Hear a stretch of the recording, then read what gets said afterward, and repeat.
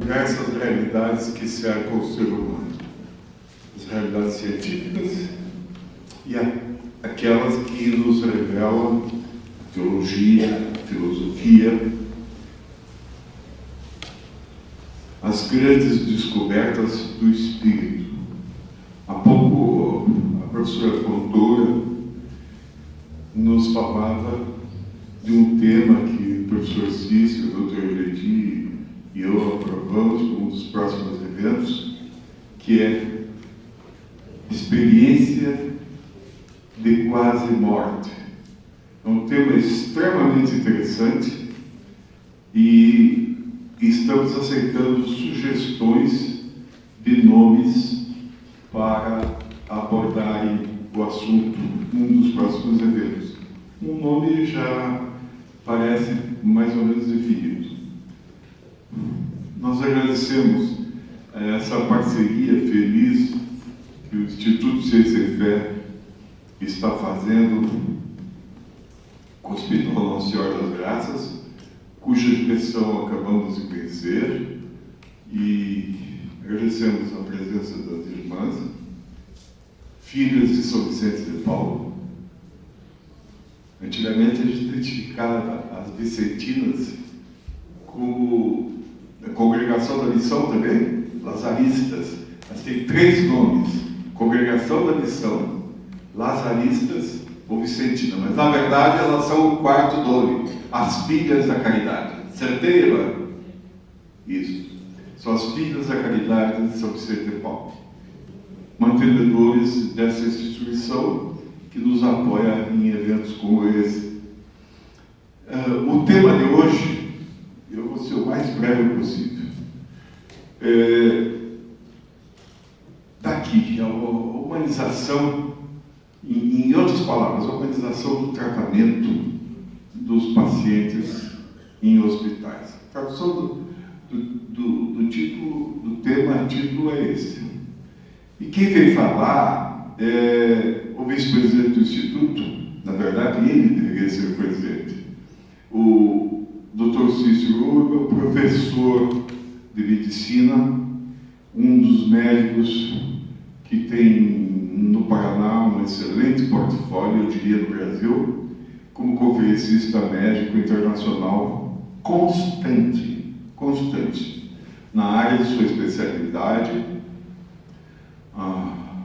oncoplástica, e que hoje vem nos explicar, a partir de sua visão, não apenas de médico que atende em hospitais de ponta, como esse Hospital Nossa Senhora das Graças, mas também de ex-paciente numa situação extremamente grave. Então, boas-vindas ao Dr. Cícero.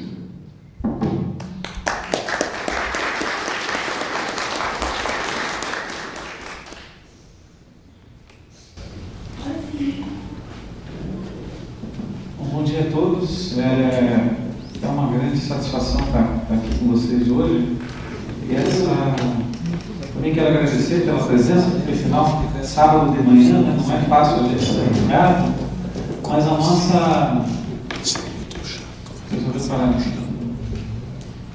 nossa apresentação é sobre humanização e qualidade, e o que nos chamou a atenção para apresentar isso, não foi, eu já tive outras oportunidades de falar sobre humanização, sobre qualidade no atendimento hospitalar, mas foi uma visita que nós fizemos que foi inusitada, que foi uma visita que nós fizemos no Hospital da Disney na Flórida, que é uma estrutura onde nos levaram não visitar a parte tecnológica, mas simplesmente o como eles tratam os pacientes, né, desde a entrada do hospital, desde o jardim da entrada do hospital, da maneira como os pacientes são cuidados nessa instituição, e não vimos praticamente nada de tecnologia, que é uma coisa inusitada em estruturas norte-americanas. Mas a quem se destina essa apresentação? claro, a nós, profissionais de saúde, a todos aqueles que estão envolvidos nos cuidados aos pacientes, mas também aos gestores, à administração, diretor de hospital, né, não apenas aos médicos, mas a todos aqueles que estão envolvidos, e também aos pacientes presentes e futuros, para que também possam entender como é que funciona essa estrutura que é altamente complexa, chamada hospital. Pois bem, eu não sou um grande fã da Disney, não sou um grande fã do Mickey Mouse, até pelo contrário, eu prefiro o Tintin ou Asterix, mas por que trabalhar com a Disney exatamente por este livro que foi publicado, vejam só, em 2007. Nunca me chamou a atenção esse livro, não li, passei a ler esse livro depois que eu visitei em loco exatamente esta estrutura na Flórida, e aí sim, eu acredito no que está escrito aí em relação à mudança que nós temos que realizar dentro das estruturas de saúde. E ele se baseia em 3 estágios do conhecimento, né? O primeiro deles é aquele que é a simplicidade que nasce da ignorância, que é onde nós médicos estamos na maioria das vezes, a hora que a gente começa a opinar dentro do hospital sobre o que fazer, o que tem que melhorar e aonde tem que resolver. E todos nós temos a opinião sobre como melhorar a saúde no Brasil, né, como melhorar, não vou nem falar dos mais médicos aqui, né, todos nós temos exatamente uma solução para isso, mas exatamente esta solução, ela não é a mais adequada na maioria das vezes, porque nós não entendemos a grande complexidade de todo o contexto. O segundo estágio do conhecimento é exatamente a complexidade, então, que ela nasce do entendimento profundo das coisas. E o terceiro, que é onde eu vou tentar chegar aqui nessa apresentação, que é a simplicidade que nasce de um entendimento profundo das coisas, ou seja, coisas simples que talvez a gente possa mudar dentro da nossa estrutura sem grandes custos e que possam fazer uma grande diferença para o paciente que nós acolhemos. Que, aliás, o paciente lá chama-se hóspede. Ele não é cliente, ele não é paciente, ele é hóspede. É uma pessoa, e aliás, a palavra hospital significa alguém que hospeda, alguém que acolhe, alguém que recebe. Então, nós deveríamos pensar nos nossos pacientes também como hóspedes, pessoas que nós recebemos dentro da nossa casa. E essa apresentação está dividida em 3 grandes momentos. Primeiro, é a crise de identidade que está acontecendo hoje nos hospitais do mundo todo, sejam hospitais de inspiração religiosa, sejam hospitais não de inspiração religiosa, non-profit ou profit, não importa. No segundo momento, eu vou aqui colocar exemplos de erros muito frequentes que nós temos na prática, no nosso dia a dia, nas instituições hospitalares, todas elas. Isso não é aqui do Hospital Nossa Senhora das Graças, não é dos outros hospitais aqui em Curitiba, mas, enfim, isso acontece de maneira generalizada, para que no final a gente possa, de fato, tentar chegar nessa questão de humanização, e que humanização é qualidade de atendimento hospitalar.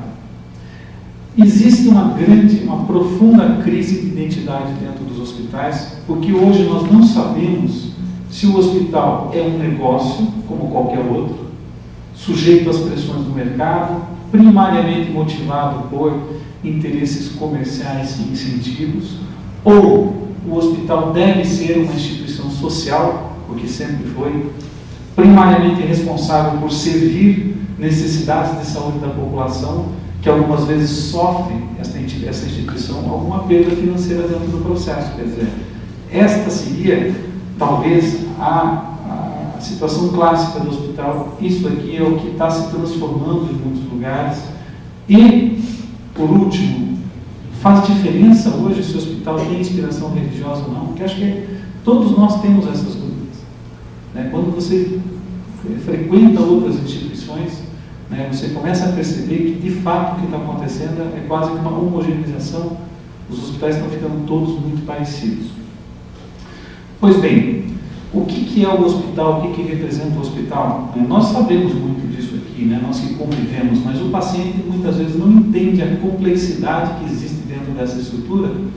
Nós temos assalariados, nós temos médicos, nós temos voluntários, existem fundos públicos, filantropia, privados, perdas e lucros, função social, inovações tecnológicas, e tudo isso dentro de uma mesma estrutura, o que faz com que administrar um hospital seja muito mais complexo, muito mais difícil do que administrar uma loja, do que administrar um negócio, porque as coisas aqui, as pressões que acontecem dentro de uma instituição como essa, elas são, de todos os lados, elas são muito mais difíceis até de você prever o que vai acontecer nos próximos anos.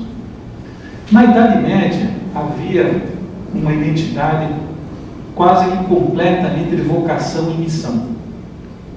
O que era a vocação do hospital, o que era a missão do hospital, o que era a identidade do hospital. Isso era uma coisa praticamente única. Por isso que muitas instituições, a maior parte das grandes instituições antigas, naquela época, eram instituições, sim, de inspiração católica. Hoje, no meio disso, nós temos uma palavra chamada profissionalismo, até porque as coisas ficaram muito mais complexas. Mesmo instituições religiosas precisam ter esta palavrinha aqui no meio para que nós possamos chegar da vocação à missão e da missão à identidade da instituição. E profissionalismo é o contrato social da nossa instituição, assim como é o contrato social da nossa profissão. É o contrato que existe entre a profissão e a sociedade. Dentro desta perspectiva do que vem acontecendo com os hospitais, nós temos 3 grandes modelos que não são puros, mas acabam predominando em determinado momento, ou às vezes até predominando durante todos os momentos em algumas instituições. Nós temos instituições que têm um cunho muito mais técnico-científico, que priorizam o uso de tecnologias, e essas instituições têm um grande risco de despersonalização. Nós temos instituições cujo enfoque é muito mais comercial e empresarial. A saúde aqui vira um negócio e nós temos um modelo de empresa. E nós temos instituições que trabalham muito mais com esta questão benigna humanitária, cujo valor fundacional é a dignidade do ser humano e o respeito aos direitos humanos. Nenhuma delas funciona se for pura. Mesmo esta terceira aqui, que nos parece a que seria muito mais próxima daquilo que nós temos defendido, enquanto médicos, enquanto professores de medicina, se você for só trabalhar com a questão humanitária, você talvez não vá conseguir chegar adequadamente do ponto de vista técnico-científico. Em 2007 eu abordei essa questão da humanização de um ponto de vista muito mais pessoal e também de mudanças individuais que nós deveríamos ter enquanto profissionais de saúde. Então, em 2007 nós abordamos esse tema exatamente do ponto de vista pessoal. Tivemos, muita gente sabe que nós tivemos um tumor no pâncreas e tive a experiência de ser paciente dentro da instituição que eu mesmo trabalho, e também tive a experiência de publicar o meu caso, que é uma coisa inusitada também na própria literatura médica. E nos juntamos a alguns profissionais, como o professor Bonadonna, que é um dos maiores oncologistas vivos, que teve também a experiência de ter tido um AVC, um derrame, e virou paciente e hoje escreve exatamente sobre essa questão da humanização, da necessidade de trazer os jovens hoje para não se encantarem tanto com a tecnologia e voltarem a se encantar com o cuidado do paciente. A arte perdida de curar. Existe hoje uma grande despersonalização, não só dos médicos, mas também dos pacientes. Existe um reducionismo hoje, porque cada paciente acaba sendo estatisticamente similar aos outros pacientes, e existe uma perda da alma da medicina moderna que nós precisamos tentar fazer com que ela volte a ser aquilo que ela sempre foi e para que ela existe. Os erros mais frequentes, que é a segunda parte dessa nossa conversa. Quer dizer, existe uma crise de identidade profunda e essa crise gera uma série de problemas que nós vivenciamos dentro dos hospitais hoje. Uma situação que a gente precisa colocar a vocês para que se entenda como evoluiu a medicina nesses últimos 2000 anos. Numa fase, eu diria até a década de 50, o paternalismo era quem predominava. No Brasil isso foi até a década de 70, passou quase até os anos 80, que era o médico o centro da atenção na saúde, o médico que sabia, o médico que não contava muitas vezes o diagnóstico para o paciente, ele achava que o paciente não tinha condição de saber, ele tocava e o paciente simplesmente aceitava todas as condutas. Na década de 70 sobretudo depois da Segunda Guerra Mundial, com as atrocidades que aconteceram na Alemanha nazista, nós tivemos uma hipertrofia do significado da autonomia, ou seja, os pacientes tinham um poder muito grande em relação à sua vontade, essa vontade tinha que ser respeitada pelo profissional de saúde, e no meio disso surgiu a bioética, que numa fase inicial ela até quis anular esse paternalismo, mas hoje também está em crise, está tentando reintegrar-se ao paternalismo novamente, mas um paternalismo muito menos intenso do que era nessa fase inicial.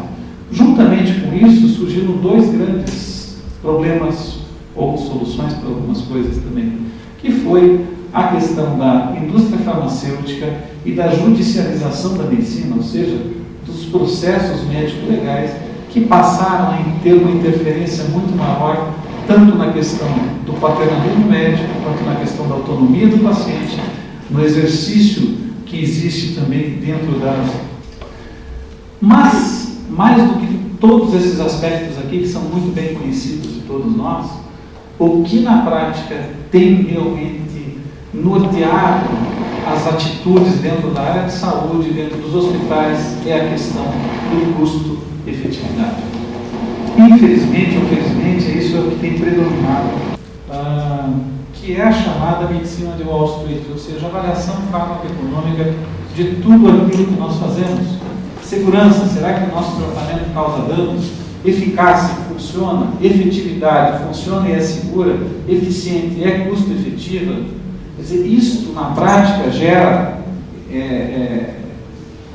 gráficos como esse aqui. Se eu mudo de um esquema de quimioterapia como esse, chamado FAP, para ataque, eu tenho uma ligeira melhoria em termos de sobrevida, mas eu tenho um aumento muito grande em termos de custo final, seja para o sistema de saúde, seja para a instituição. Quer dizer, quem vai pagar muito mais por uma diferença muito pequena em termos de chance de cura.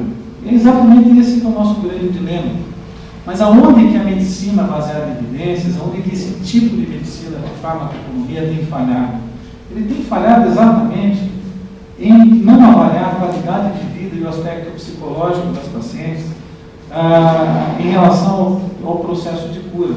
A gente esquece que para o paciente, muitas vezes, as impressões, sejam impressões do tratamento que ele recebeu, sejam impressões que o paciente tem da própria realidade, elas são mais fortes do que a realidade que nós vivenciamos em termos de medicina baseada em evidências ou de números.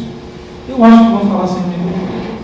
Então, para o paciente, a realidade dos números, a realidade da instituição hospitalar, ela acaba sendo algo menor. Ele sai com uma impressão do atendimento como um todo, né, que ele recebeu.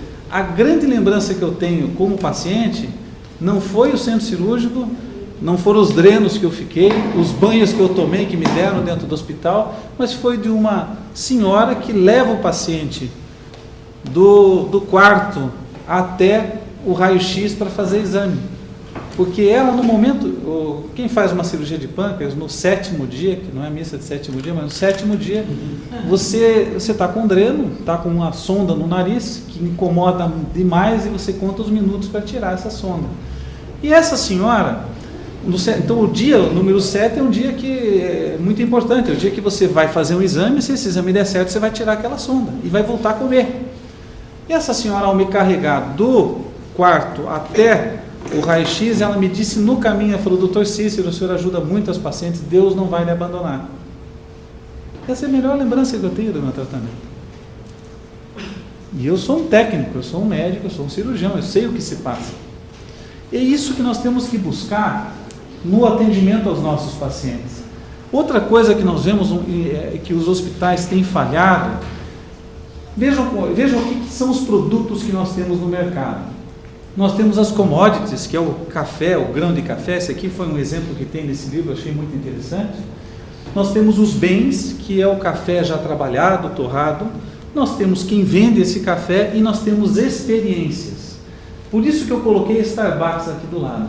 Do grão de café, que custa 0,02 o quilo dele bruto, ou seja, 20 centavos, ele passa a R$ 5,00 Isso nos Estados Unidos, aqui acho que é até mais caro. Por quê? Porque no Starbucks se vende experiência. E o hospital, o que o hospital vende não é tecnologia. O hospital vende experiência também. Experiências emocionais, experiências físicas, experiências intelectuais e, por que não dizer, experiências espirituais também. E é dessa maneira que os nossos funcionários, que nós médicos, que a administração tem que agir, tem que pensar. Porque se não for dessa forma, se nós nos transformarmos em técnicos, olha o que vai acontecer.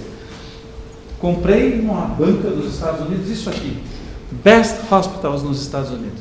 Você acha que isso aqui atinge algum paciente? Não atinge lá e não atinge aqui. Aqui nós também temos uma revista que faz esse tipo de coisa no final do ano.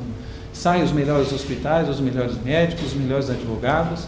Nenhum paciente vai atrás desta revista para ver se vai internar no Hospital Nossa Senhora das Graças, ou se vai internar no Santa Cruz, ou se vai internar em qualquer outro hospital aqui em Curitiba. O paciente vai atrás do cuidado. Ele vai atrás da experiência que a comadre teve, que alguém teve, que alguém contou para ele que é melhor. E enquanto a gente não mudar isso, nós vamos continuar achando que tecnologia é melhor do que cuidado.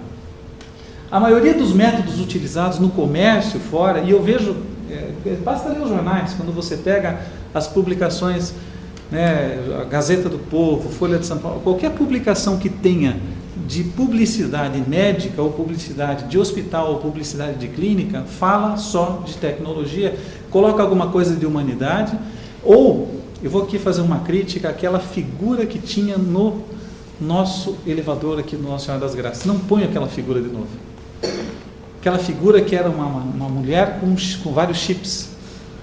Isso não é humanização. Aquela figura, ela agride.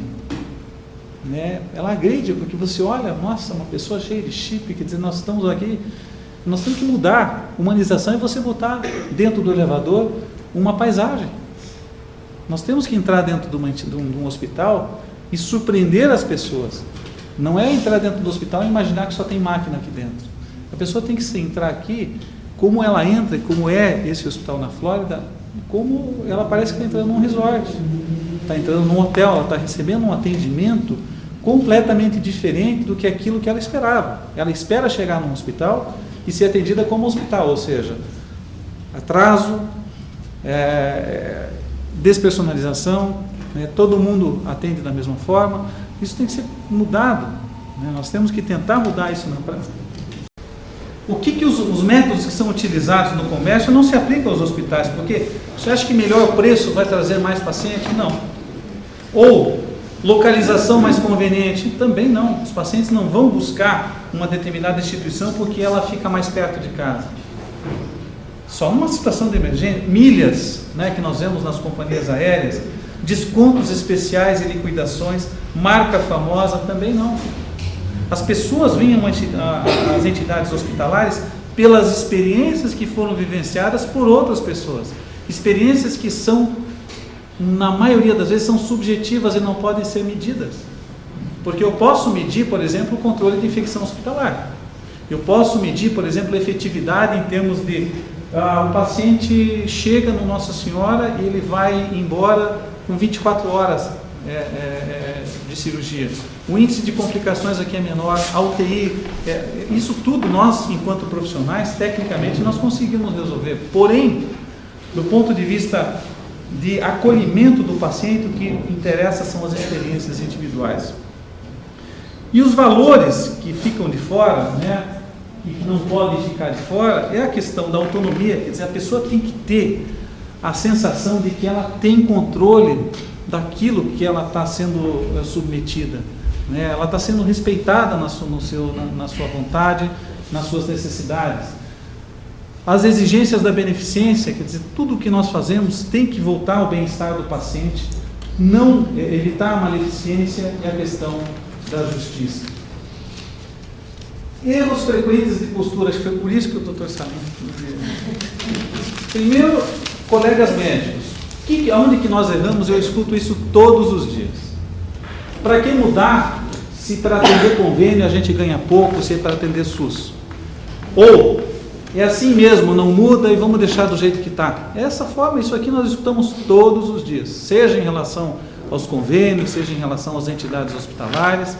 E do ponto de vista administrativo, gastam a maior parte dos seus esforços com resultado de custo-efetividade e não se preocupam muitas vezes com a percepção subjetiva do paciente. Isso gera, de um lado, falta de estímulo, do outro lado, falta de foco. Estratégias e táticas. Aqui de novo a questão da Disney. A estratégia da Disney, quem já esteve lá, é tentar exceder a expectativa dos seus hóspedes.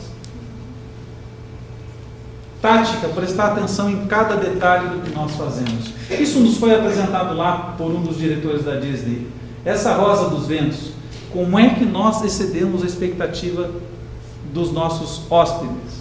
A partir do momento em que nós damos a eles algo que eles precisam, mas eles ainda nem sabem que precisam, e daí ele descobre que ele precisava. Quer dizer, ele sabe, ele ainda não entronizou que ele precisava de alguma coisa, e você já oferece isso a ele. Como é que nós fazemos isso? Qual a expectativa do paciente quando ele chega no hospital?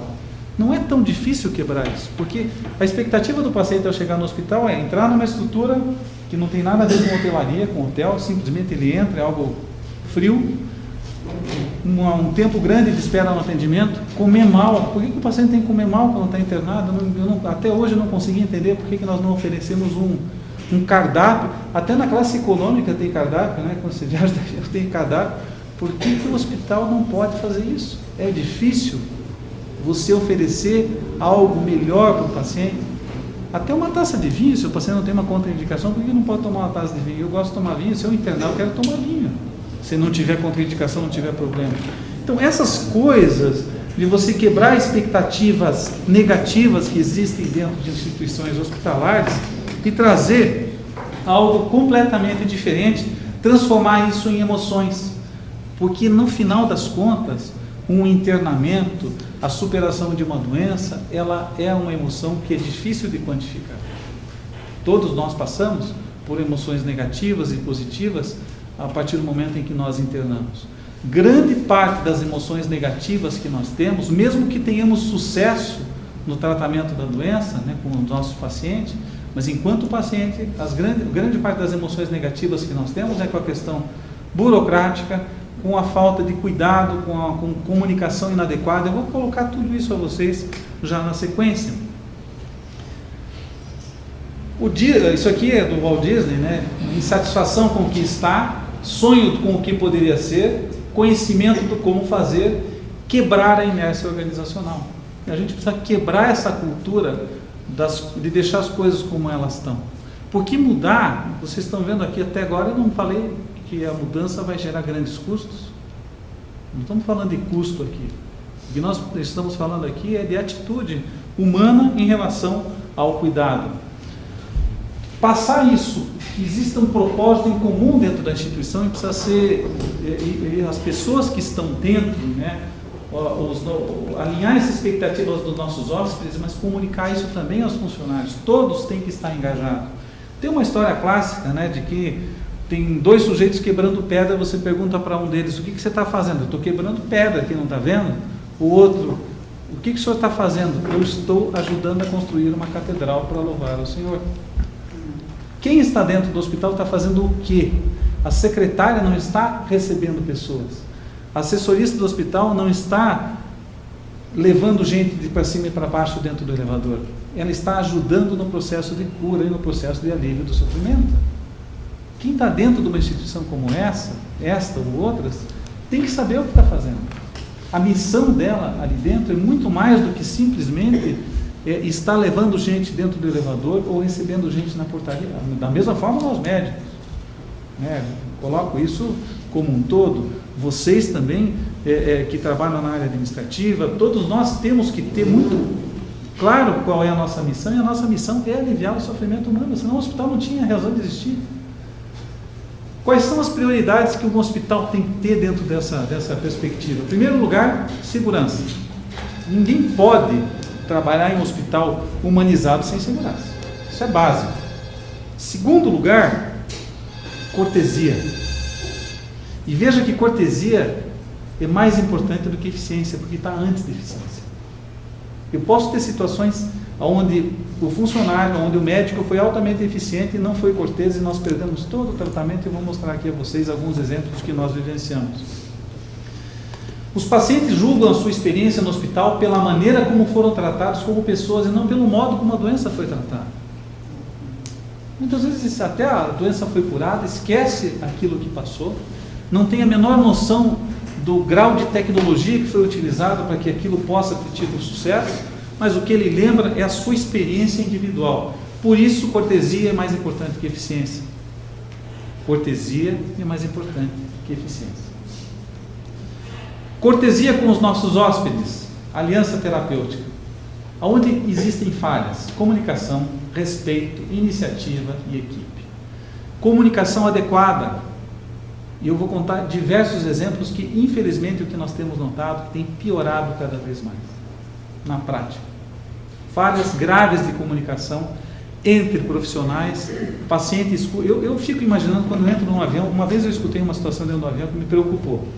Você já pensou se você conseguisse escutar tudo o que o piloto e o copiloto falam?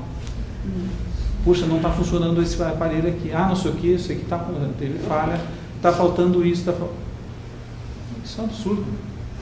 Eu não vou viajar nesse avião. Mas eu sentei num avião esses dias, eu viajo bastante, o professor Haroldo já falou, mas eu viajo bastante. Num momento desse, eu estava tão cansado, acabou não. Mas se eu tivesse acordado, eu acho que tinha saído do avião. Eles falaram que o avião não tinha passado pela revisão, que eles iam fazer aquela revisão rapidamente, que se desse a gente ia sair, senão não ia sair. E terminaram em 40 minutos, todo mundo dentro do avião. Você fica pensando, será que não deixaram alguma coisa de lado? E esse avião não vai cair? Ou vai ter algum problema lá em cima? Né? No hospital nós fazemos isso todos os dias com os nossos pacientes. Basta você se colocar na posição do paciente, está deitado na maca, no centro cirúrgico, e o paciente fica atento a tudo o que está acontecendo, vê e escuta. Esse aparelho não está funcionando, já falei para irmã trocar, e não sei o que. Doutor Cícero, as próteses não chegaram. Quem está sentado ali não imagina que a prótese vai chegar dali 10 minutos, que aquele aparelho que não está funcionando tem outros 10 que podem substituir. Ele está imaginando que vão anestesiar ele vai ficar desacordado e vão fazer uma coisa pela metade. Olha aqui, falha de comunicação. O paciente ao lado é altamente contagioso. Graças a Deus tem essa cortina aqui, o médico contando.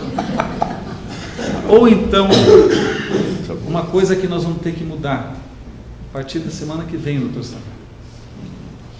Isto aqui não pode mais. Esta roupinha do centro cirúrgico, porque isso aqui tem tudo que é centro cirúrgico em Curitiba. O paciente entra assim, né? Aí ele protege aqui, abre aqui. Por que não colocar uma roupa diferente? Por que tem que ficar com o bumbum de fora aqui? O prontuário, o seu prontuário está salvo conosco. O nosso hospital se preocupa muito com a privacidade. Histórias comuns. Nem todas são daqui, eu só estou contando. Eu frequento vários hospitais aqui em Curitiba e fora também. Essa sala está faltando tudo.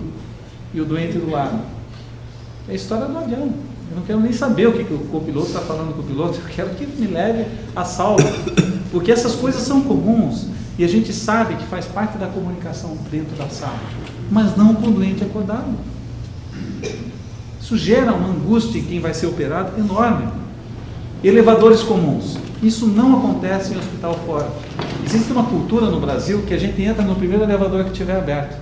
Aqui está escrito elevador de serviço. E está escrito elevador, né, social. Chegou o primeiro elevador, a gente entra no social, entra no serviço, tanto faz, e as outras pessoas também.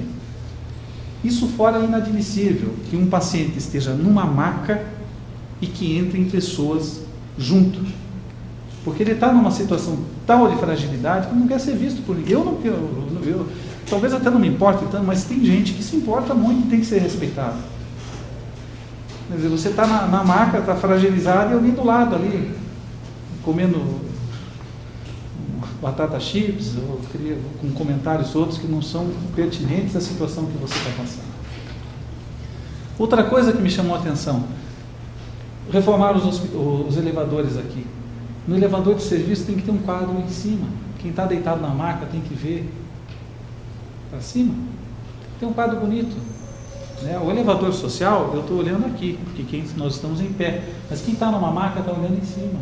Tem que ter isso. Isso, quando você entra, significa para o paciente que pensaram nele. Pensaram nele que ele podia estar deitado numa maca e que em algum momento ele ia ter dentro do elevador uma visão melhor do que simplesmente aquele teto de metal. Essa história da toalha para mim ficou clássica. Internou uma paciente minha em um hospital aqui e a amiga dela que estava acompanhando ela no quarto foi tomar banho de noite, meia-noite e pouco, pediu uma toalha. A funcionária disse para ela: não, esse horário não tem mais toalha. A cirurgia saiu bem, mas ela ficou com aquela história da toalha na cabeça. O que a funcionária foi, e nós não temos autorização para pegar. A funcionária foi eficiente, porque ela fez o que a instituição mandou, mas ela não foi cortês e ela não teve iniciativa. Porque no final das contas, de novo, cortesia é mais importante do que eficiência. Ela só vai ser eficiente realmente a partir do momento que ela resolver o problema do paciente. Se ela não resolver o problema do paciente, o problema do acompanhante, ela não resolveu o problema. Essa aqui aconteceu aqui. Uma paciente minha chegou, veio sozinha para a cirurgia e a funcionária disse assim para ela: a senhora veio sozinha, a senhora não veio com ninguém? Não, não veio com ninguém. Mas o doutor Cícero não falou que a senhora veio com fulano, com alguém da família? Ah, não falou. Ah, mas eu tive também na visita com o anestesista, tive na visita pré-operatória e ninguém me falou. Ah, mas então a gente vai deixar a senhora ser operada, mas depois nós vamos chamar a atenção do seu médico. Isto mostra o quê? Primeiro, falha de trabalho de equipe. Isso gera uma angústia no doente, porque assim, nós estamos aqui, está todo mundo, existe uma falta de coordenação muito grande entre a paciente entrar no hospital e chegar até o centro cirúrgico, porque o médico não avisa, o hospital não avisa, o anestesista não avisa, a pré-internação não avisa, quer dizer, meu Deus do céu. Então, essas pequenas coisas geram uma grande angústia no paciente, isso também gera problema na hora que a gente... E não é a primeira vez. Então, isso não pode. O paciente, por mais... De novo, as impressões são mais importantes do que a realidade do paciente. Nós trabalhamos em equipe, pode não ser uma equipe 100% integrada, mas não é tão desintegrada desse jeito também. Vejam esse quadro aqui. Aqui nós temos de um lado, bem no centro aqui, performance da equipe, motivação da equipe e avaliação do paciente. Aqui embaixo eu nem vou entrar, né? Porque quem não tem competência, nós nem vamos trabalhar com isso. Mas o paciente, quando ele recebe um tratamento de um profissional competente, de um hospital competente, onde as coisas funcionam, a avaliação dele, da instituição, quando ele sai, é neutra. Não vai sair dizendo que o Nossa Senhora das Graças é o melhor hospital do mundo, que os outros hospitais também são bons, não. Quando o paciente é atendido com cortesia, com cuidado, ele vai sair satisfeito. Mas quando o paciente recebe o que nós chamamos de empatia, ou seja, é o que essa senhora que me levou até o raio-x ela teve. Ela entrou dentro da empatia, é um sentimento genuíno de você entender o que se passa com os sentimentos, com a dor do paciente, com a dor do próximo. Eu saio muito satisfeito do atendimento, por mais que a comida não seja tão boa, por mais que tenha esquecido um dia de tirar de limpar o quarto, isso aí passa, porque mais importante do que o paciente tem é a sua vivência, a sua experiência individual com o atendimento, mesmo que a gente tenha cometido pequenas falhas. Se a gente valorizar demais a questão da eficiência, olha o que vai acontecer. Eficiência, o foco da eficiência sou eu. Eu tenho que ser eficiente, eu tenho que ser melhor. Isto leva a uma proteção no território, porque eu começo a me preocupar se eu sou eficiente e de repente chega alguém melhor do que eu e pode tomar o meu lugar, vai gerar uma competição por recursos e no final uma ineficiência global. Se a gente focar em cortesia, nós vamos ter um foco externo, ou seja, em quem nós estamos recebendo, que é o nosso hóspede,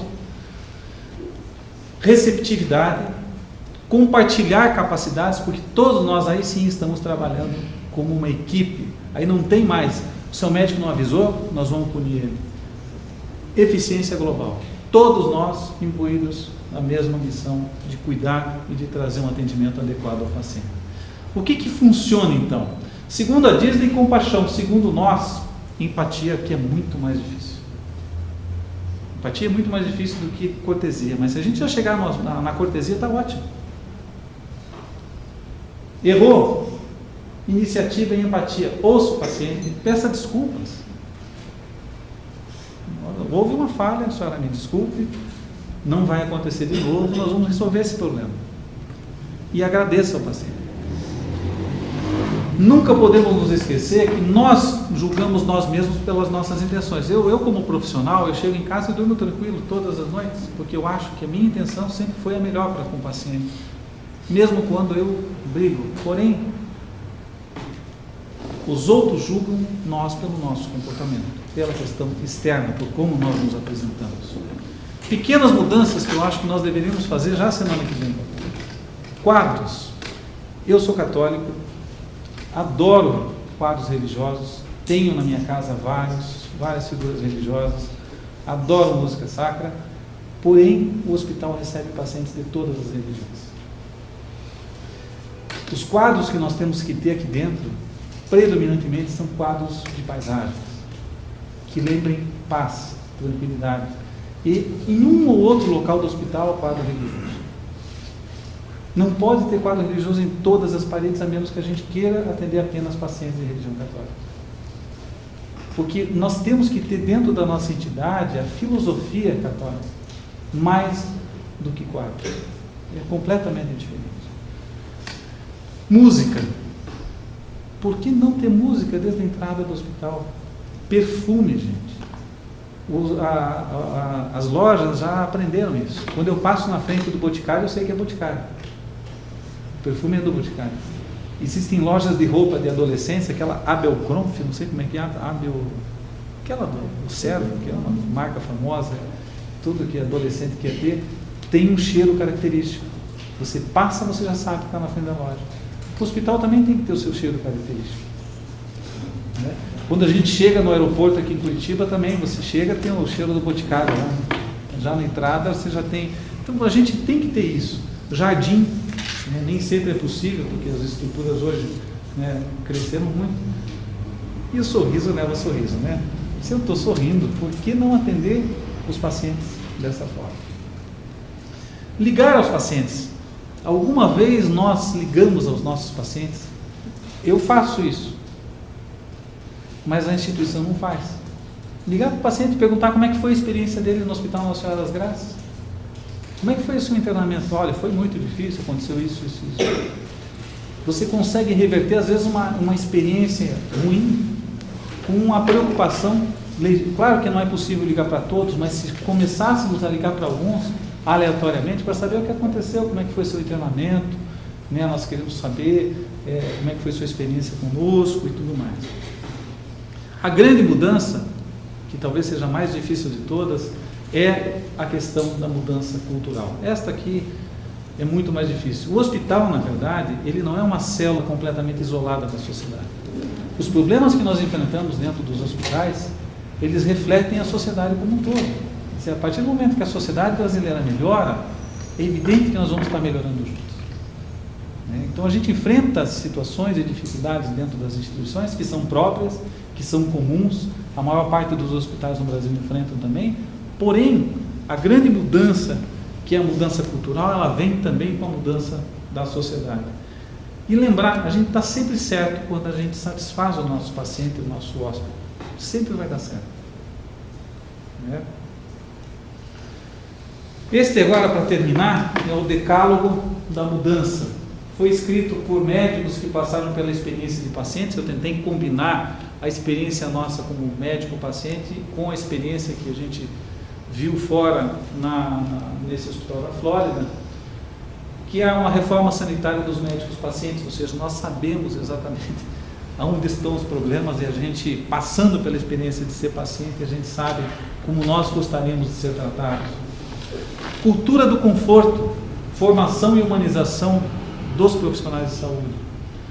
Educação ao paciente. Saúde não é produto. Como, onde, com quem se tratar, ajudar os pacientes em suas escolhas para que também possam buscar instituições sérias, adequadas. Profissional de enfermagem, que é fundamental em todo esse processo. Despersonalização. O paciente não come, não dorme, descansa mal, não é você mesmo. Estruturas têm que ser acolhedoras. Não podem lembrar o hospital. O hospital tem que parecer um hotel, tem que parecer muito mais um resort. Claro que nem sempre isso é possível, mas nós temos que, de alguma maneira, criar situações dentro do hospital que lembrem menos o hospital, que lembrem mais ambientes de acolhimento. O marketing tem que ser tomado muito cuidado, pesquisa em indústria farmacêutica, cuidar de quem não pode ser curado, que é a questão da terminalidade. Essa paciente autorizou a divulgação dessa foto. Essa paciente teve um câncer de mama, estava grávida e tinha sido indicada para ser feito aborto nessa paciente. Ela está com 5 anos, sem doença, e essa menina linda é filha dela. Os hospitais hoje são as catedrais da saúde, onde os milagres realmente acontecem todos os dias. Eu acho que essa frase aqui fecha bem a nossa apresentação. Me parece que a primeira responsabilidade do homem de fé é fazer realmente a fé parte de sua vida, não por racionalizar ela, mas por viver. Muito obrigado.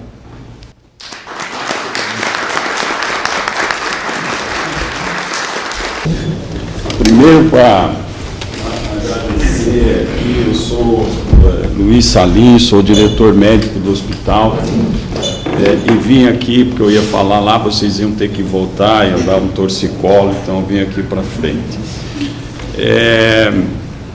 Primeiro, a escolha, né, esse é o objetivo de trazer a ciência e fé aqui para as dependências, né, do hospital, porque contribui muito exatamente nesse sentido. Essa semana o hospital completa 60 anos, né? Então é muito importante, esse é o nosso desafio de criar essas coisas que o Dr. Cícero falou. Quero parabenizar o Cícero, né, pela apresentação, não pela apresentação em si, mas é importante uma pessoa que fala aquilo que faz, né? Nós estamos cansados de ouvir pessoas que falam, né, mas não executam isso, né? E você, Cícero, faz isso que você falou. Então, isso é verdadeiro, né? Esse é o nosso desafio. Mas como o Cícero, num dos últimos slides, falou que essa cultura, esse que é o desafio. E a gente vive um conflito permanente, né? É uma sociedade da tecnologia, né? Isso se vende o tempo inteiro. E nós estamos criando uma sociedade de consumo. Então, a cada domingo, né, no programa Fantástico, né, aparece excelentes tecnologias que seduzem o paciente. Seduz. É a sedução tecnológica. Então, está se criando uma expectativa nos pacientes que ele morre porque não foi para a UTI, ele morre porque não recebeu a ressonância, né? E isso está em cada paciente. A intolerância, né? A falta de entendimento, né? Porque, como diz lá o Evangelho, tem um tempo de nascer e um tempo de morrer, né? Só que você passa essa cultura da tecnologia. Então, Cícero, a pergunta, você já deu uma resposta ali, mas como é que nós vamos mudar isso? Os nossos colegas, né, também têm essa cultura, eles buscam essa tecnologia porque os pacientes estão a exigir isso, né? Então, não é simples da gente resolver essa questão. Mas enquanto vi, né, essa sociedade que está desvalorizando os valores, né, vai ser muito difícil da gente reverter. E o que eu sempre fico e aprendi com o Dr. Miguel Kfouri, quem precisa ouvir isso não está aqui. Nós estamos falando sempre para as mesmas pessoas, né? Então, Cícero, você está viu, irmã, a senhora me dá essa autorização? Intimado a apresentar isso para os nossos funcionários. Esse é o desafio. E além da expectativa do doente. É isso que nós precisamos fazer. Então, o que nós precisamos, isso é divulgar mais. Aqui só tem 3 médicos, né? O Raul, o Cícero e esse que vos fala. Veja como é difícil. Se a gente for falar com os médicos, em especial os mais jovens, o que eles querem? Ouvir como é que é o tratamento, ouvir qual é o último, né, modelo de máquina, né? É igual receber um telefone, como é que chama? Nível 5, um relógio que marca centésimos de segundo, mas eu continuo chegando atrasado, né? Então o que adianta? Então, esse é o nosso desafio como uma sociedade como um todo, né? Então, Cícero, aqui eu me alonguei, desculpa, mas é isso que a gente está buscando, né? E certamente vocês têm a impressão do Hospital Nossa Senhora das Graças, porque tem essa cultura das irmãs, né?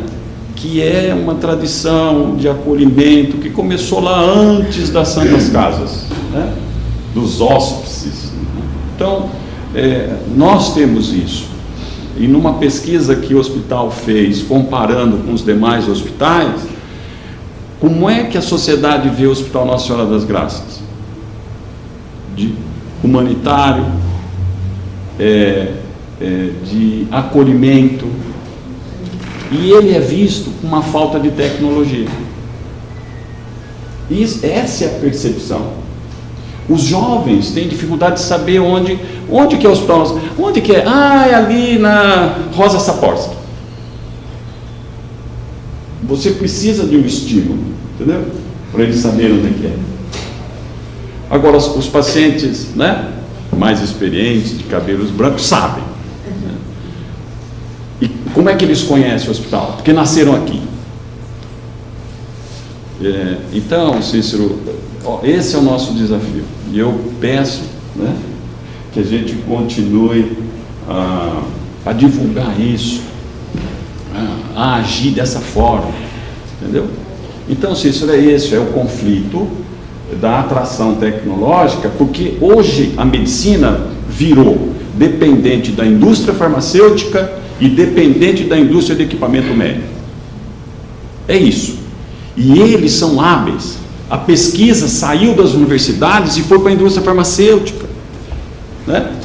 Então, como é que nós vamos romper isso? Claro que vai ser na cultura da educação, né? Do fortalecimento dos valores. Então, fica aqui essa nossa discussão, né? Até podemos entrar nos mais médicos depois, né?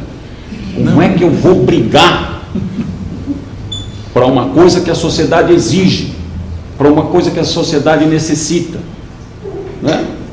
Mas também tem, né, essa questão muito populista de se aproveitar de uma situação, né? Então, esse é o nosso desafio, de conseguir oferecer, atrair, né, e trazer o benefício para os pacientes. Eu acho que toda a crise, né, eu acho que a gente está vivendo um momento de crise, né, ela gera grandes oportunidades. Qual é a instituição que funciona dessa forma que a gente apresenta? Vocês conhecem alguma? Eu não conheço. Eu não entrei no hospital, eu não fui paciente no hospital da Disney lá também, não sei se funciona lá assim. Às vezes é só uma casca e você chega e as coisas têm problemas todos muito parecidos com os nossos. Mas eu acho que essas mudanças não são tão grandes. As pequenas, elas são fáceis. A grande vai ser muito mais difícil, né? Também não acho que possa existir, e nem devemos fazer com que exista um antagonismo entre a tecnologia e a humanização. Existe uma cobrança muito grande por tecnologia, mas na hora que o paciente cai dentro de uma instituição, A cobrança deixa de ser tecnologia. Ela passa a ser o cuidado, o conforto, a maneira como ele é tratado. E é isso que é a grande dificuldade nossa. Esse diretor da Disney, ele nos falou assim, ele contou uma história muito interessante, porque ele disse assim: nós temos na Disney 60 mil funcionários. Sabe o que é isso? Aqui no hospital tem quantos, irmão? 1.300. São 60 mil funcionários. Todos são bons? Claro que não. Todo mundo acorda de manhã querendo divertir as crianças e os adultos? É claro que não. Agora, na hora que tem um problema com um funcionário, um problema que tenha tido com um funcionário e um hóspede da Disney, ele sabe exatamente quem foi. Porque naquele horário, com aquele crachá, o Mark, que é o loirinho, eles já sabem quem é dos 60 mil e vão ver o que aconteceu. Isso a gente não vê dentro das instituições. Na hora que estoura alguma coisa, tem algum problema, o que acontece? Não foi ninguém. E aí você não sabe nem com quem falar. E aí as coisas na semana seguinte se repetem. Então, nós temos problemas que nós precisamos resolver, que são problemas, eu acho que sérios, culturais e tudo mais, da nossa sociedade também, porque o Brasil ainda tem muito a crescer, mas eu acho que essas pequenas mudanças a gente deveria trabalhar. Eu estou à disposição sempre. Estou à sua disposição e à disposição da irmã para a gente trabalhar com os nossos... eu vou colocar na ordem aqui, Raul. Cícero, eu conheço o Cícero desde acadêmico. Eu sou cirurgião aqui do hospital, cirurgião de câncer, Raul, e eu queria dar os parabéns também, mas isso tudo que você falou, eu já sei que você é a tua vida, né? Eu não sou excelente em falar, mas eu vivencio, a medicina. E os casos que a gente recebe do consultório, ninguém quer sentar na minha frente. Eu sou médico que ninguém quer estar consultando. As pessoas têm 2 medos quando sentam na minha frente. O primeiro é de morrer. O segundo é de ficar com uma colostomia definitiva. Então, normalmente, já no começo da consulta, quando eu percebo que não vai ficar com colostomia, eu já falo: olha, o seu caso não vai ficar com bolsinha. Que bom, viu, eu falei, é assim. Mas eu não sei onde que eu li que as pessoas, e fala em hóspede que você falou, que as pessoas têm 2 passaportes. Um, quando está sadio, mas tem o passaporte quando vai ficar doente. E todo mundo vai usar esse passaporte. Então, hoje, o que o Dr. Salim falou é verdade. A expectativa que o ser humano tem, ou por uma falta de espiritualidade, ou excesso de materialismo, ou eu não sei explicar como. A expectativa que é o problema, a expectativa de não morrer, a expectativa de não sofrer, ou a expectativa de não viver aquilo com o familiar que nunca viveu, mas que talvez poderá viver se o familiar sobreviver a uma doença grave, né? E o hospital é cobrado por isso. O hospital também é o templo, é a catedral onde isso acontece. UTI pediátrica do Einstein, tem um colega que trabalha lá, diz que não pode morrer. Se a criança morrer, a madame vem a madame, vem a babá, vem a babá, depois vem a madame. Então, esse medo da morte é uma coisa que tem que ser trabalhada. O processo educacional da enfermagem, o processo educacional dos médicos, que é papel nosso, do Dr. Salim. Quantos CRM que não carimbou, né? O meu também.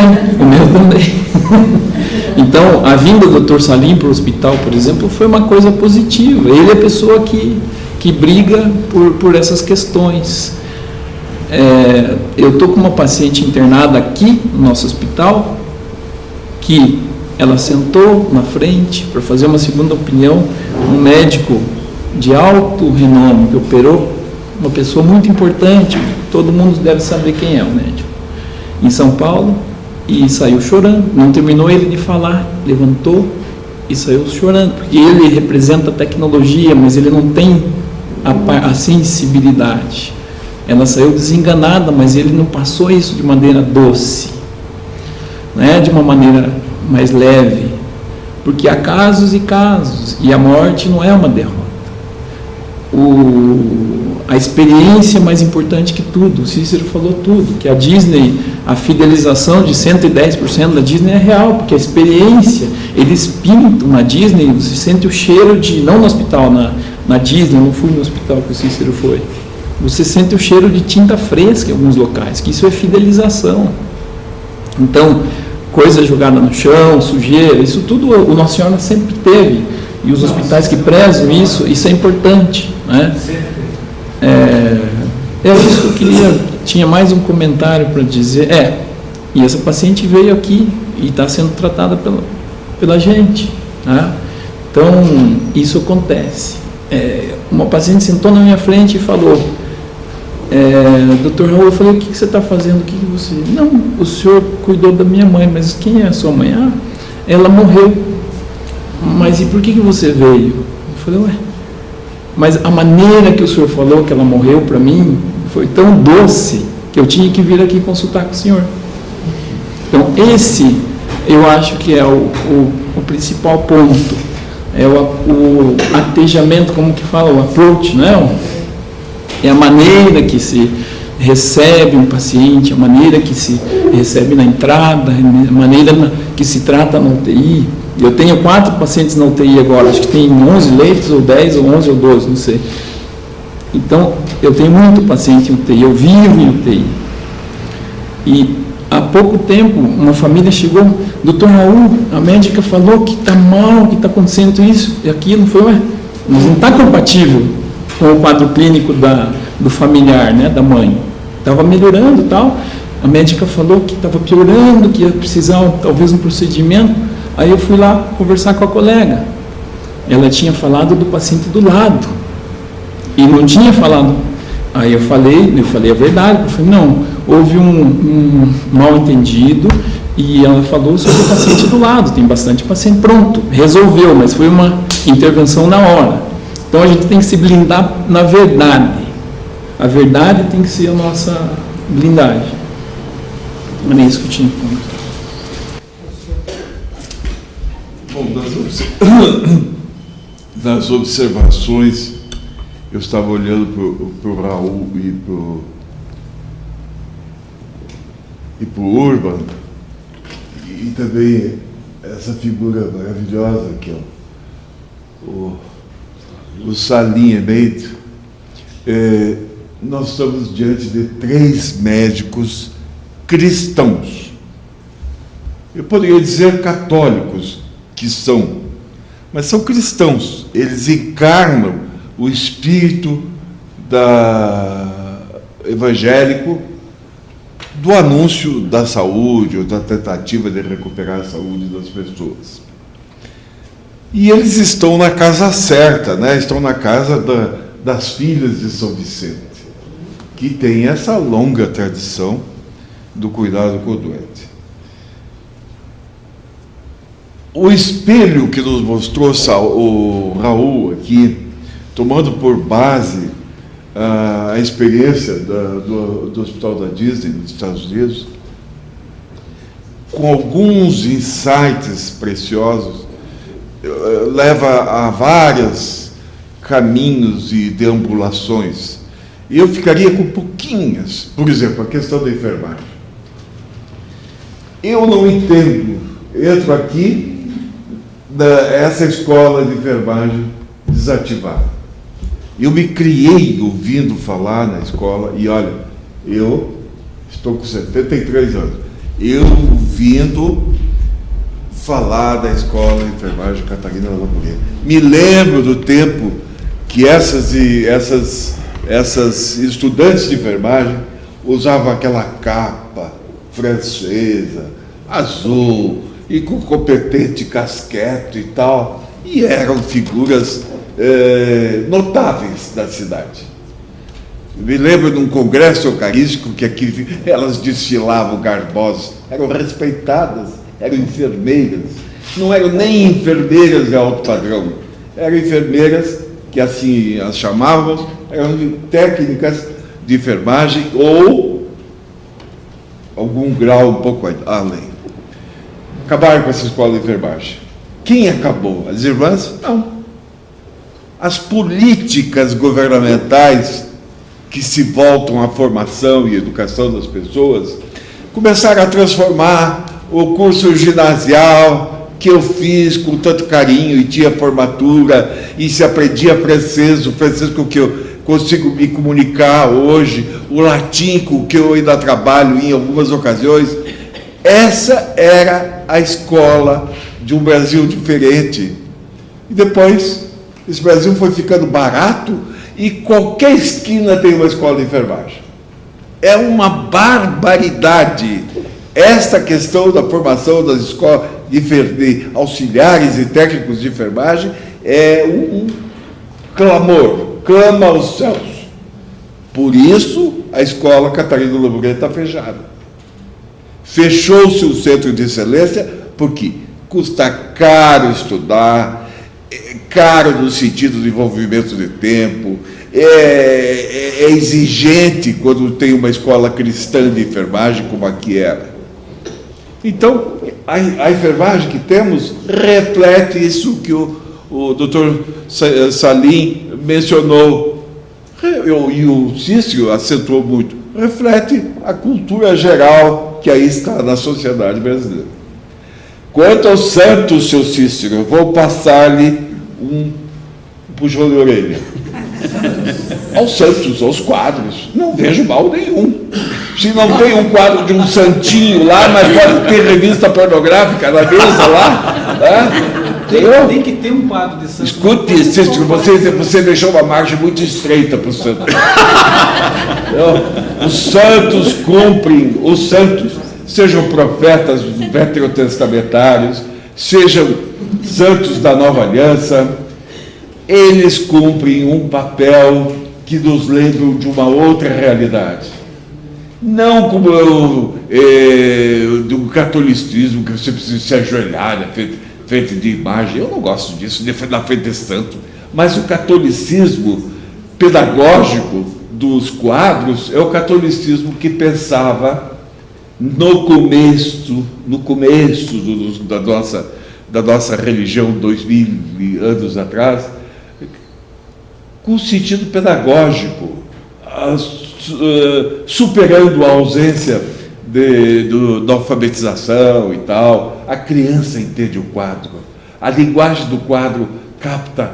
Se você tiver um São Vicente de Paulo, um São Francisco de Assis, uma Nossa Senhora, um Sagrado Coração, mesmo aquele vertendo sangue, é de mau gosto, mas ele tem a ver conosco, aquele sangue de Jesus, sabe aquele coração de Jesus, que é uma herança nova do catolicismo francês, que veio da reforma do catolicismo de 1848 para aí, não é, Mavio? Quando nós tivemos a reforma, que nós começamos a importar os santos franceses e tal. Antes nós tínhamos aqueles São Gonçalo, aqueles santos portugueses, né? São Sebastião, que agora os maldosos dizem que é o padroeiro dos gays. Diz isso. O pessoal chega a esse ponto. Sabia? Coitado de São Sebastião. É a sociedade secular que a tudo desrespeita. Cícero, não vou dar-lhe mais puxões de orelha. Eu só quero ver aqui pesquisa, quadros. Quadros não estamos de acordo, doutor Cícero. O resto, Cícero, parabéns. Você falou por todos nós. Posso só dar uma informação aqui, aproveitando? Olha, a gente se sente feliz porque fevereiro recomeça a escola Catarina Laboré. Recolhemos um padrão, né? Com positivo, mas que espero que é o mesmo padrão. Como a bola estava ficando assim, não podia perder essa oportunidade.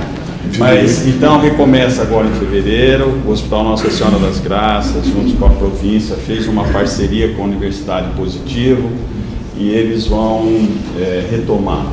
Mas o que nos deixou mais feliz ainda ontem, ou antes de ontem, quinta, a diretora de enfermagem lá da Positivo solicitou, viu, irmã, que a gente pudesse utilizar o programa pedagógico da Escola Catarina Lamborê, principalmente nas questões dos valores. Então é aquilo que nós estávamos discutindo, a tecnologia, vamos dizer assim, do positivo, né, mas sem se afastar da tradição, que o senhor falou tão bem, da Escola Catarina Lamborê. Então nós estamos pedindo isso, e certamente, né, nós temos que repassar isso para que formem pessoas, né, com esse perfil. E a estratégia, né, de retomar a escola é para aproveitar os melhores talentos, né, com esse tipo de formação no hospital, pronto, né, porque senão se coloca, né, sopa na veia, né, então então a gente está muito feliz por ter conseguido. Era para começar agora em agosto, mas essas burocracias administrativas não permitiu, né? Mas fevereiro retoma isso, tá bom? Professor, numa determinada altura da sua palestra, Dr. Cícero, o senhor mencionou que um dos pontos da filosofia da Disney é ir além das expectativas das pessoas que vão a Disney World, Disneylândia. Pois nós constatamos isso na sua palestra.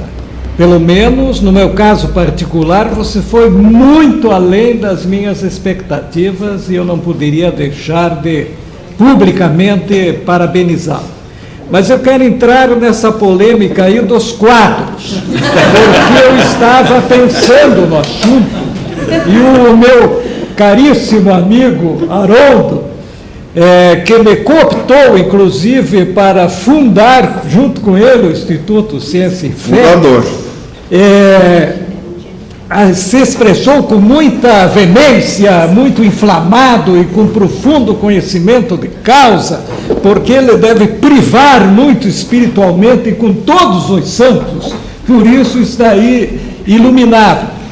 Mas eu que não merecia essa graça de ter essa sensibilidade, embora para com São Francisco de Assis realmente eu seja quase que um devoto dele, mas o que eu estava pensando antes da manifestação, eu também não vou puxar suas orelhas, evidentemente, mas não vou concordar in toto, quando você disse que os pacientes são de todas as religiões, então não haveria, digamos, uma adequação diante da visão de uma imagem católica. Mas o que eu gostaria de ressalvar, tinha esta opinião, logo que eu vi as suas palavras, e continuo com ela mesmo depois da manifestação do Haroldo, que me perdoe, é que Cristo não é exclusivo dos católicos.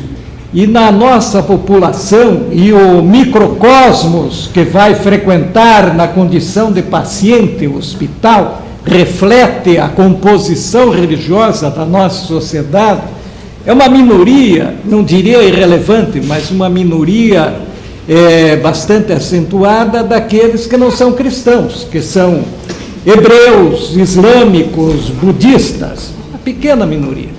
Então, eu sou a favor, se puserem um quadro no elevador, que seja Cristo, mas não Cristo crucificado, sofrendo. Um Cristo de braços abertos, acolhedor, amoroso, né, difundindo a luz de esperança sobre o paciente. Era a única ressalva que eu poderia fazer a você.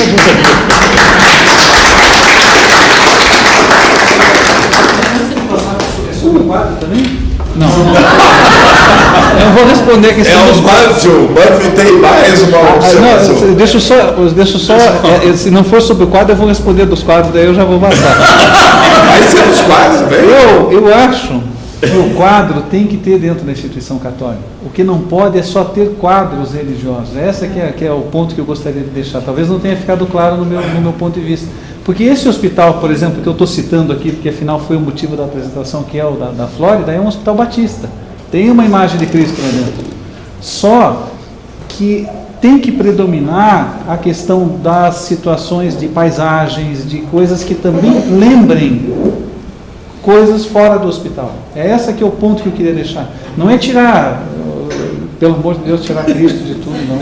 Você não é iconoclasta? Não sou iconoclasta. Ao movimento iconoclasta. Não, Eu queria... e a outra mensagem que eu queria deixar também em relação às figuras é que não é o quadro mais importante, é o nosso comportamento. É a caridade, a maneira como nós cuidamos do paciente que está dentro dessa instituição. Então, assim, eu não sou contrário aos quadros, eu só acho que não pode predominar. E não é nem isso que acontece, até tem poucos santos dentro do hospital. Podia ter um quadro de santo por andar, não teria problema nenhum. Mas tem que ter mais figuras de paisagens, de acolhimento, de coisas que lembrem fora o hospital. Eu acho que não existe uma... Talvez na apresentação não tenha ficado bem claro isso, mas não é que eu sou contrário, não. Eu não sou iconoclasta. Em primeiro lugar, eu entendo também que nós devemos seguir um preceito evangélico que diz que nós devemos, todos nós, buscar a santidade. Seu Stefano Landowski, advogado famoso da cidade.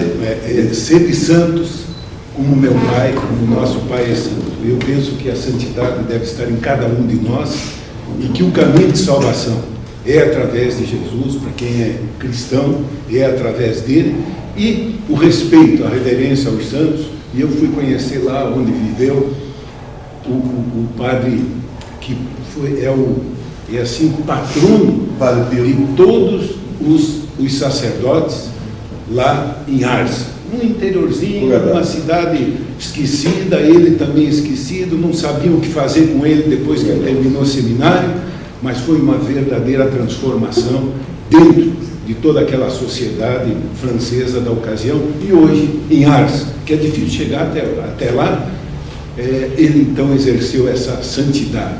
E essa santidade todos nós devemos buscar.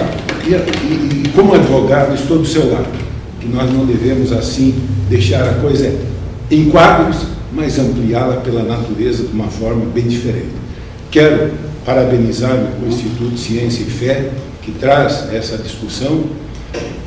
Eu sou um paciente que já, graças à medicina e com a minha idade, e hoje, agora a CBN está discutindo a respeito, e eu vejo aqui, no seu caso não, mas muitas cabeças encanecidas, e nós estamos partindo efetivamente para uma terceira idade e que precisa ser atendida. Hoje eu tenho implante em razão de catarata, tenho implante em razão de dentes, tenho implante em razão do coração, estive na UTI, tenho 10 anos que fiz a minha cirurgia cardíaca. Então eu acho que essa questão da humanização efetivamente é importante. E eu, num aspecto então bem prático, o Dr. Salim já o convidou, não é, para levar isso para todo o quadro que aqui trabalha, os assalariados e aqueles que não são assalariados. Aliás, eu não entendi essa diferença, médicos e assalariados. O médico ele é autônomo, profissional liberal. Ele não tem ligação com o hospital em termos empregatícios. Porque hoje a gente vê muito mais médico operário tendo que trabalhar 3, 4, 5 lugares para poder ter o mínimo dentro daquilo que necessita. Então, a minha ponderação é no sentido seguinte: nas escolas de medicina, o que é feito, que cadeira que hoje... E eu ia falar aqui da Catarina Labouré, da Escola de Enfermagem, fiquei triste, porque soube que estava desativada pelo professor Haroldo, mas em seguida, já que a partir de fevereiro. Então, aqui na escola, Catarina Labouré, e nas escolas de medicina, qual é a cadeira? Em que momento que essa mudança de cultura, que essa humanização, ela é levada em consideração? Do ponto de vista curricular, eu posso dizer que existe a cadeira de bioética dentro do hoje, que é obrigatória nos cursos de medicina. Mas a ética, ela na verdade, ela se ensina pelo exemplo, muito mais do que pela teoria. A teoria ajuda, mas o que a gente encontra muitas vezes com o aluno de medicina, quando ele entra, ele tem uma expectativa e ele sai completamente diferente do que aquilo que ele tinha no início. Então, essa situação é realmente uma grande dificuldade que nós temos, né, de formação dos alunos. A bioética, ela tem ajudado dentro desse contexto, né, a abordagem desses temas complexos, na questão da humanização. Mas mais do que falar, realmente é o exemplo que é o mais difícil. E esse que é o grande desafio nosso. Essa questão da humanização, eu queria recordar que está dito numa fábula do Fedro, a raposa no teatro grego. Ela aproveitou o intervalo no teatro e penetrou nos segredos do teatro, as máscaras. E ela olhou as máscaras, pegou uma, virou para o avesso e não se conteve e deu uma gargalhada dizendo: são bonitas, mas não falam. Então, o que o Fedro nos ensina com isto? Na verdade, o artista ele precisa da máscara. E os sociólogos e psicólogos da comunicação também eles falam dos papéis que nós desempenhamos. Quer dizer, o coronel no comando, o bispo na diocese, o médico no hospital, o guarda no trânsito, estão cumprindo papéis. E a gente não conhece a pessoa, conhece o papel que a pessoa desempenha. E hoje nós estamos encantados com a robotização. É a máscara. Quer dizer, atrás da robótica está faltando a palavra. Não falo. E eu queria fazer um link com isto, aquilo que o Dr. Cícero colocou aqui dos slides iniciais. Quer dizer, a simplicidade é produto da ignorância e a complexidade que é adquirida pelo conhecimento. Mas depois o Dr. Cícero colocou de novo o resgate da simplicidade pela humanização. E eu queria trazer aqui a figura, a lembrança da doutora Zilda Arnes, que era uma médica sanitarista, né? Que está sendo agora, em função de uma possível beatificação dela, se reunindo toda uma documentação para mostrar que talvez ela tenha sido a raposa no teatro grego. Ela está dizendo, a medicina ela tem que recuperar a palavra. Quer dizer, é quando o médico diz alguma coisa, é quando a pessoa vai no hospital e ela não se sente apenas dentro de uma estrutura de equipamentos, de coisas, aquilo assusta. Agora, quando o médico chega, a enfermeira chega e diz uma palavra, ali que se dá o processo de humanização. Eu acho que a Zilda está dentro desse. A Zilda, o doutor Cícero, o Salim, o doutor Raul, que falaram aqui, a palavra. Por que aquela pessoa foi confiada ao Raul? Porque tinha uma palavra diferente de dar. A máscara era a mesma, a parafernália era a mesma, mas tinha uma palavra diferente. Então, quer dizer, eu acho que, e nós hoje, eu sou professora, na escola a mesma coisa, é luta pelos meios, é luta por isso, o computador, são as máscaras do teatro grego, não falam, que fala a pessoa que está atrás. Então, eu acho que esta é a questão que a nossa geração está perdendo, está encantada com a robótica e está esquecendo de falar. Eu queria que você e o Raul, eu me esqueci de tocar nesse ponto, eu tinha anotado até. Você e o Raul visitaram o hospital do Padre Pio. O que é um hospital católico? Aquele hospital do Frei Pio é o modelo de um hospital católico que você gostaria, ou vocês gostariam de ver continuando aqui ou implantado em outras cidades do país? E o que caracteriza esse hospital? Na época, quando eu estava morando na Itália pela primeira vez, e eu fiz um trabalho na causa da beatificação da Madre Clélia, que é das Irmãs do Sagrado Coração de Jesus, e as irmãs falaram, Dr. Raul, que estava em Roma, mas se você não quer conhecer o hospital do Padre Pio, o Padre Pio é um franciscano que ele mal falava direito italiano, mas ele se tornou santo lá no sul da Itália, numa cidade chamada San Giovanni Rotondo. Rotondo é redondo, que é uma cidade no meio de oliveiras, quase um deserto, assim. A população não é uma população como do norte da Itália, lá na bota, na parte de baixo da bota. É uma população menos culta que lá de cima, menos secularizada, e os valores são mais arraigados, aquele catolicismo, cristianismo, catolicismo mesmo, que lá catolicismo é sinônimo de cristianismo. Não existe o que não seja.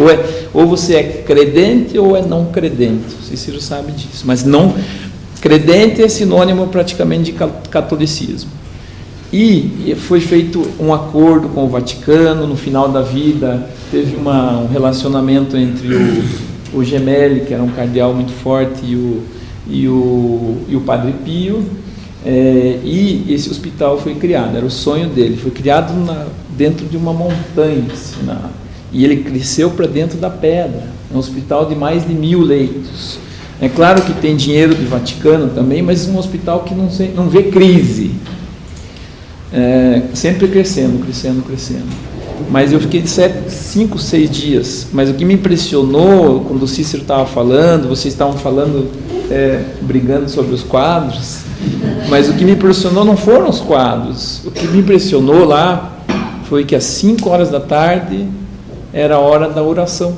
E todo mundo saía do quarto, aquelas pacientes se arrastando, com um tercinho na mão para rezar o terço. Falei, eu vim e falei para a irmã Lourdes na época. Então aquilo me impressionou muito. Alguns médicos acompanhavam um pouco, não tinham tanto tempo, mas acompanhavam um pouquinho. E isso aí eu senti que fazia bem para os pacientes. Não importa a sua religião. Se você vê um budista rezando, se você vê um muçulmano rezando, você se sente bem. Eu não sou muçulmano, mas aquele som, aquela música faz bem, não é ruim. Um quadro que não seja católico, né? Eu não me sinto agredido. Não sei se tem muita gente que se sentiria agredido. Uma outra coisa que me impressionou, mas pregado na parede assim: este é um hospital católico, vista-se adequadamente. Eu falei, poxa, no Brasil, alcinha, não dava para ir. Então, eu acho que talvez não seja o modelo nosso.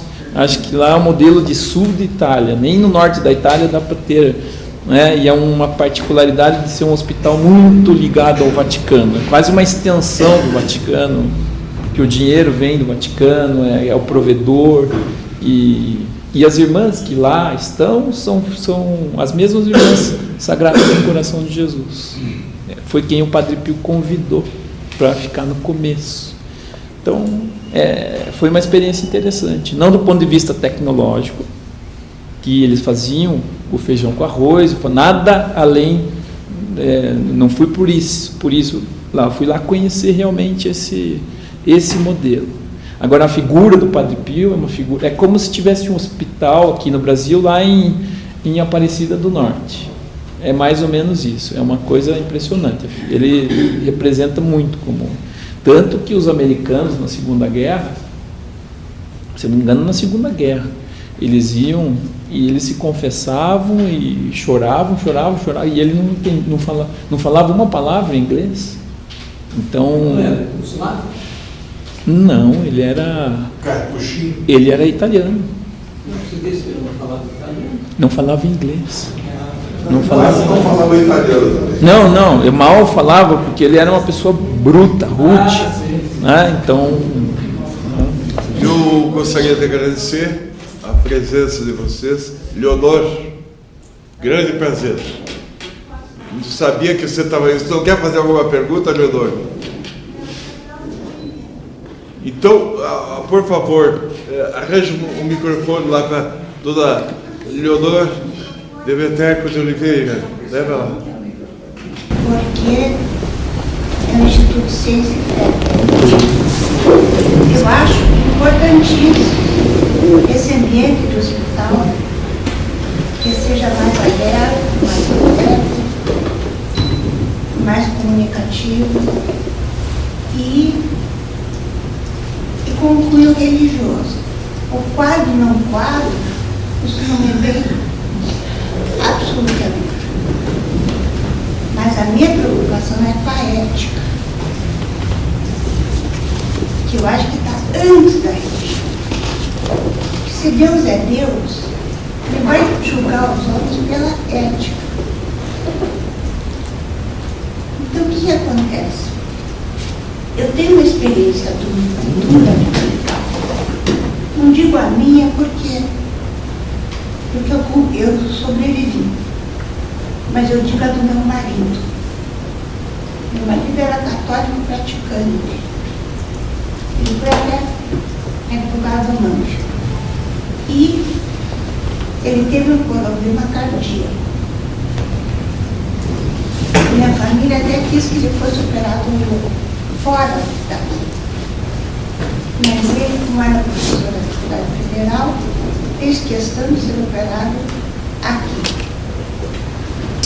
Então, quando os médicos conversaram com ele, e nós perguntamos o risco da cirurgia, eles disseram que era não é metodologia, mas era uma tecnologia dominada. Não havia erro. Bem, foi para o hospital, HC, foi operado. E observei algumas coisas. Ao entrar na UTI, isso foi em 1987.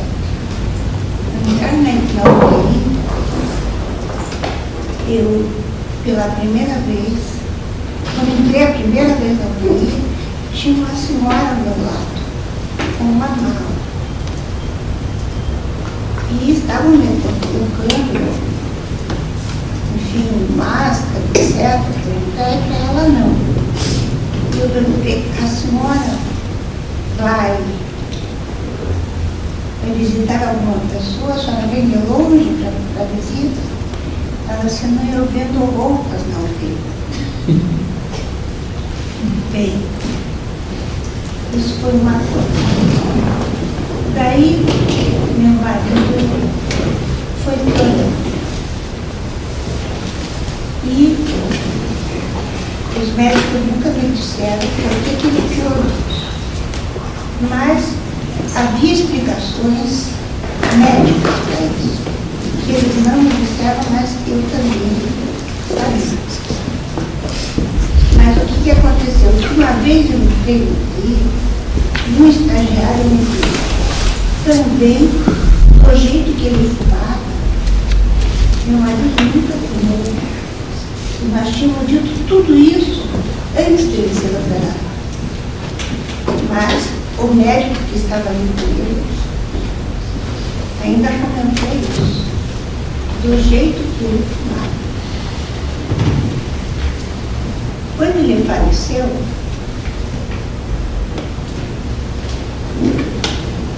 nós e muitos amigos dele estávamos no andar da UTI. 2 médicos que trataram dele estavam descendo no elevador, abriu-se a porta do elevador e eles não desceram. E nunca mais falaram.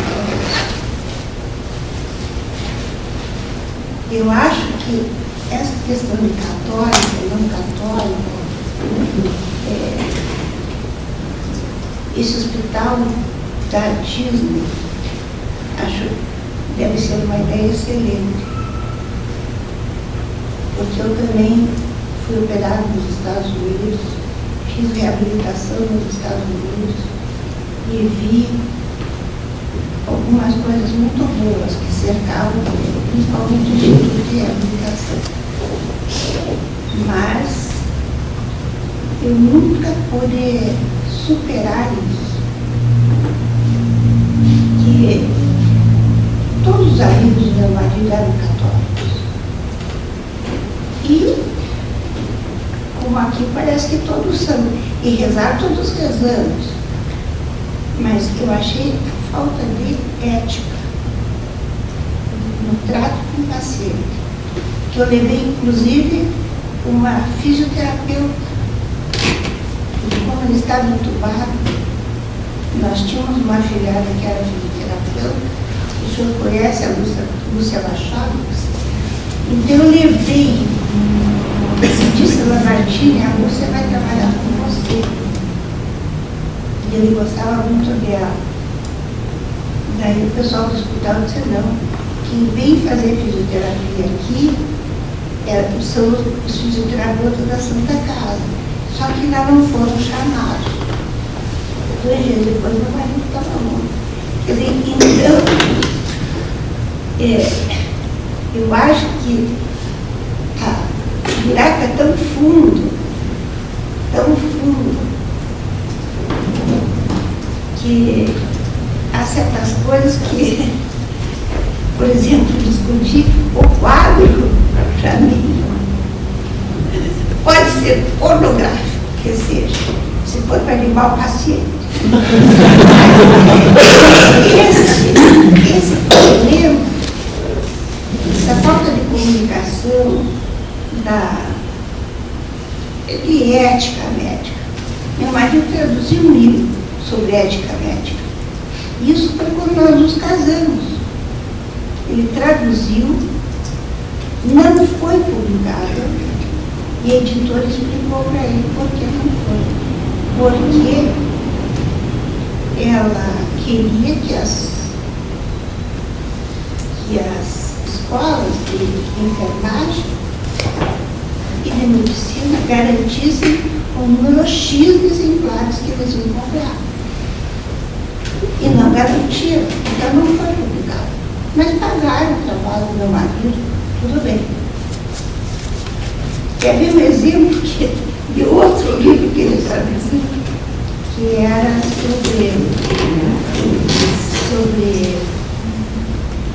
era do Padre Lebré, L'Action Marche Perdue, a ação caminha para Deus.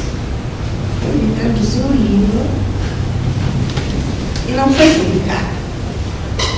O arcebispo do Rio de Janeiro disse que o Padre Lebré, no livro, se referia a funcionárias de uma fábrica de sutiã, da qual ele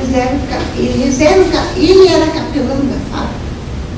Então, o arcebispo não seria publicado, porque ele era capelão de uma fábrica de sutiã. Quer dizer, imagina esta igreja, o quanto tem que caminhar. Mas eu acho que dentro da medicina também, muito, principalmente na ética, principalmente no estudo. E com a iluminação de Deus. Posso pegar um gancho na sua fala? Pode. Eu tenho uma experiência bastante parecida. Aliás, a primeira delas, eu tive a possibilidade de ser atendida pela equipe da qual o senhor faz parte e de ter sido sua paciente. Fui tratada com ética, com humanidade, com respeito. Senti que a relação médico-paciente foi de confiança. Talvez seja por isso que eu sobrevivi. Uma das questões de eu estar aqui. A outra experiência, infortunadamente, é com a minha amiga Leonor. Também perdi meu marido. Recentemente. Não quero arriscar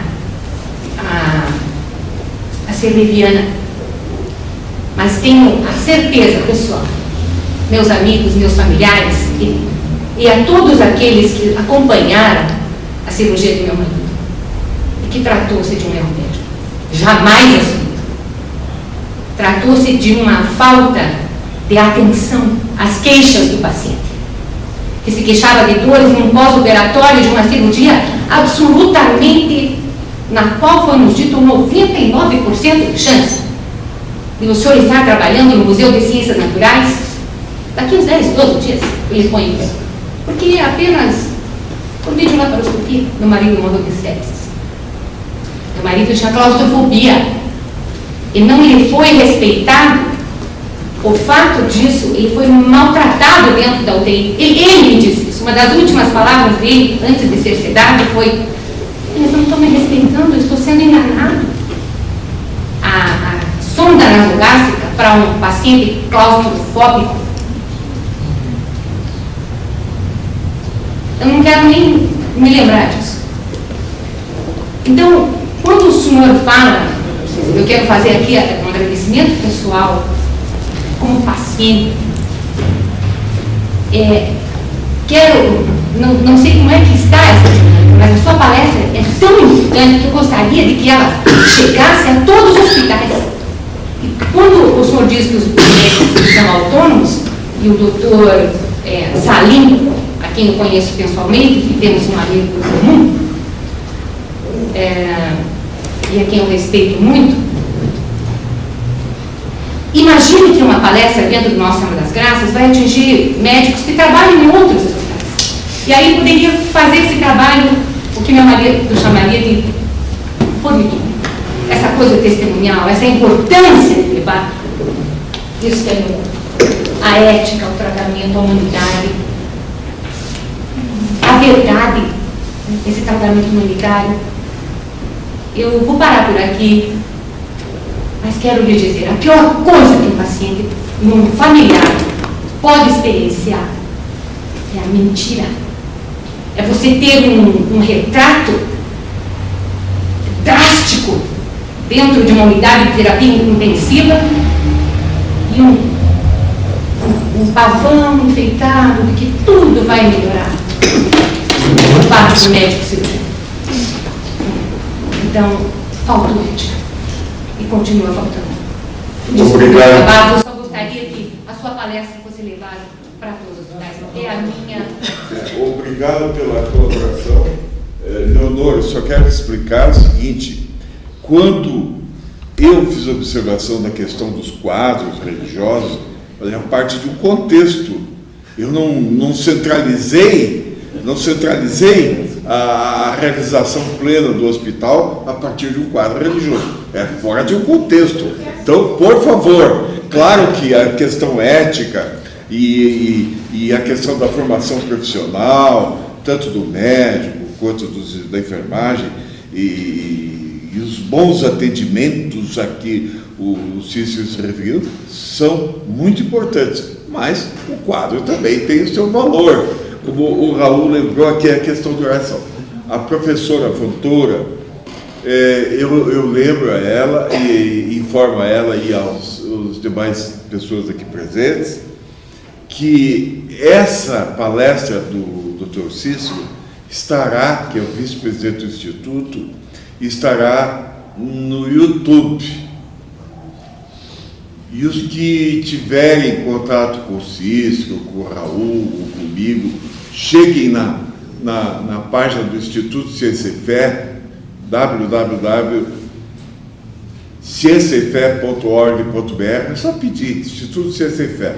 Ali vocês vão encontrar o indicativo de onde estará, possivelmente no site do Vazio e também colocar no próprio, podemos colocar na própria página do Instituto. Na própria página do Instituto. Isso. Bom, então só para informar que a partir de agora, essas palestras todas, elas passam a entrar nessa era digital.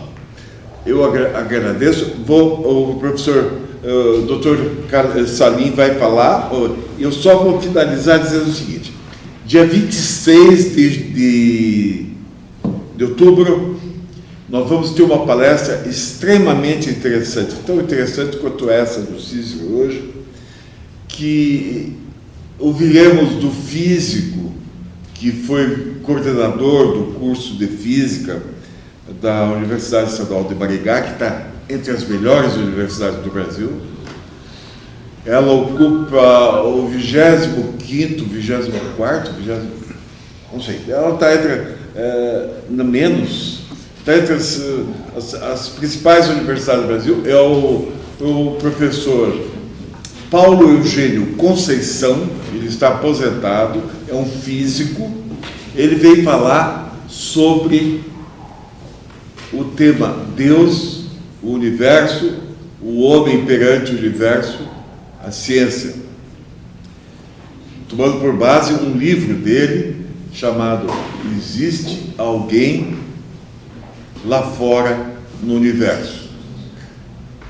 Professor Sabino. Não, é muito rápido, muito rápido.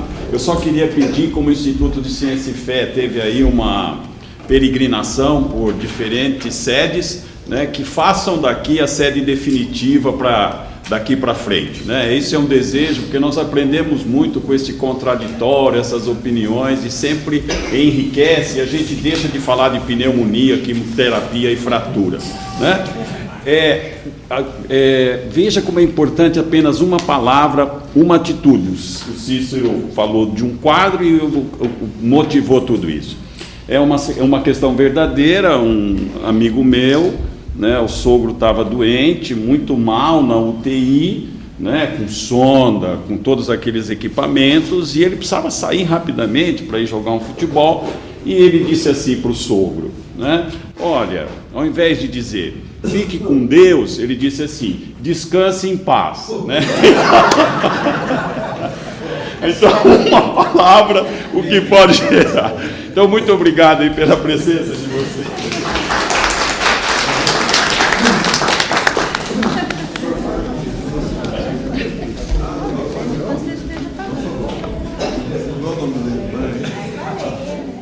Fátima, preciso do seu e-mail, irmã Fátima. Ah,